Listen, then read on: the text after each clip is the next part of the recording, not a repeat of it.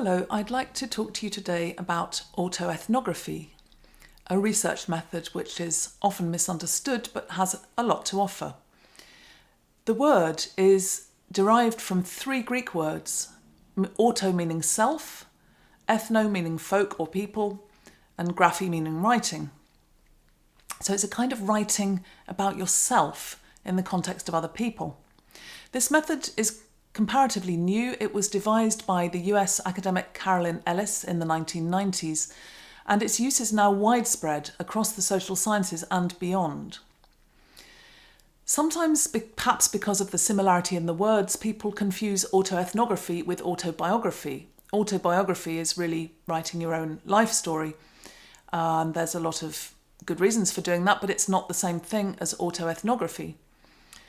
Perhaps partly because of this confusion, and perhaps partly because some autoethnographic projects have been done quite badly in the past, autoethnography as a whole is dismissed by some people as self-indulgent or irrelevant. But it's really not necessarily so, and it has a very important contribution to make as a research method. Yes, people doing autoethnography use themselves as data, as sources of data, their own feelings, their own thoughts, their own experiences, perhaps their diaries. But also, they may well use other data and other methods. So autoethnographers may also use interviews with other people, or may use documents, or may use all sorts, anything really that is relevant to the research question and topic. Within autoethnography, there's lots of scope for creative writing in constructing and analysing data and in reporting findings. So it has a kind of reputation as quite an alternative sort of method because you can use yourself as data and you can write creatively. But really, the good practice principles of research are as important when you're doing ethnography as they are in any other kind of research. It's important to be systematic, to be transparent, to do your work well, and to link your data with wider social concerns.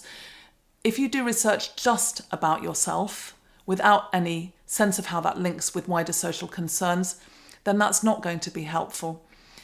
But as with all research, it should be set into context and why you're interested in this topic and why you're using your own experiences or feelings or thoughts or whatever as data. You need to have a good rationale for that. And there's plenty of precedent now in the literature, so if you're not clear how to construct such a rationale, go and have a look at some good autoethnographies, and that will help you figure that out.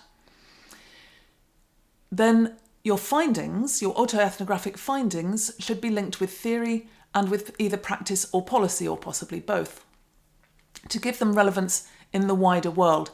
And if you follow these principles of good research practice, then doing autoethnographic work should be every bit as valuable as doing any other kind of research.